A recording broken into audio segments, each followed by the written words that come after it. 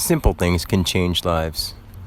Like today, I went back to my parents' house after shooting the 2 rainbow videos to see that the rainbow was ending off at the house. Not only at the house, but down in the basement there's a puzzle on my wall right next to my computer with half a rainbow fading over a mountain. And the rainbow fades right towards the computer at my parents' house. Now, that's not something that I could have planned. In no way. So, having divine things like this happen every day in my life, and then trying to tell the people I love and having them, like in the middle of it, my dad's like, well, the weatherman said it was only going to rain by the lake, not over here in this area. And I'm like, but that's the weatherman. Quit believing what the weatherman says. And he's like, fuck you, out of nowhere. And like, all I said was, quit believing the weatherman.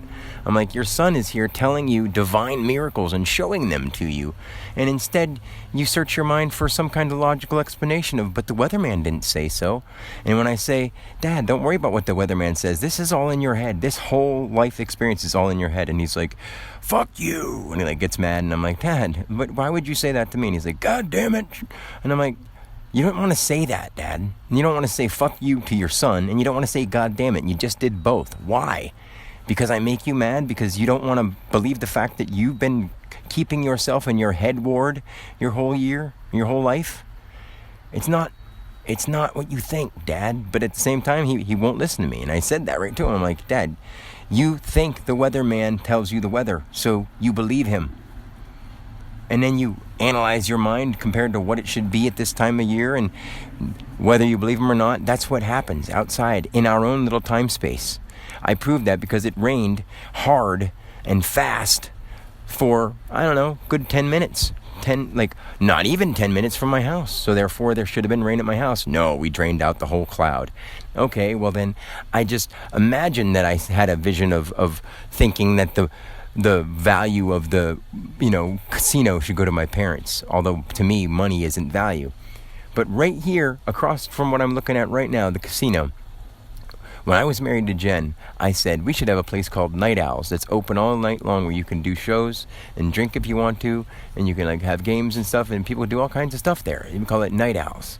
And it's on 97, which is divine and luck. So the line between divine and luck would be money.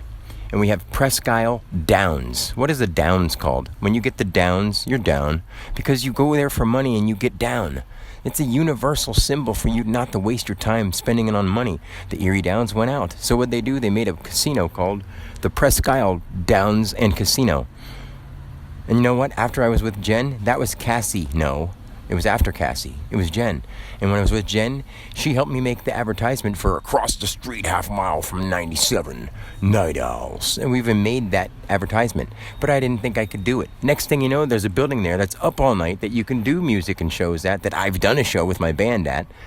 And you can win money and you can play games all night. And people can go there and perform. That's not a coincidence. It's a casino. And all the people that built it had an idea in their mind why it had to be there. Because the vacuum is in space. And when you put it in your mind, it happens everywhere around you. So then I come back in there, I'm going into the sheets.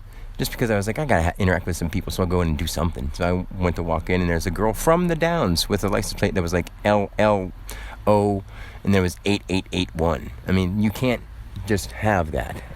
She already left. She honked. What's funny is and then as I walked out, a guy held the door open for me. I was like, thank you so much, sir. And he's like, oh, no problem. And then I decided I couldn't just walk and say nothing, so I stopped and said, have a really good night. And he's like, thanks, you too. And I was like, I will. It's just awesome. And then I walked away going, doot, doot, doot, doot, and whistling. And as he left, he honked. I mean, you can change people's lives with your love. And it shows everywhere you go. You give off vibrations, and people feel them. If you don't get that yet, you will. I love you. Just keep your heart open and be ready for the changes, because this is deep stuff that the world wasn't ready for, but apparently the soul was. So, here we go.